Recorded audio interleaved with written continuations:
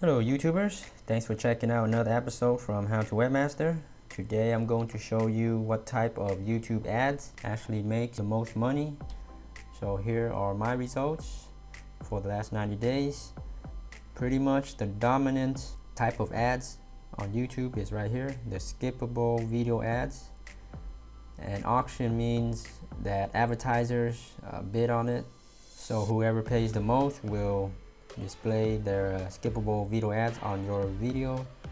So that's what auction means. And reserve means that it is not on auction and an advertiser possibly bought the ad space at a relatively higher rate, but that's pretty rare, at least for my channel videos anyways. You can see it's basically 0%. All the reserve ads, 0%. The display ads or the text or banner ads on your video, the ones you see near the bottom of the video. Okay, now for bumper ads, these are the non-skippable ads that are played before the main video, usually about 6 seconds long. And we have more non-skippable ads here.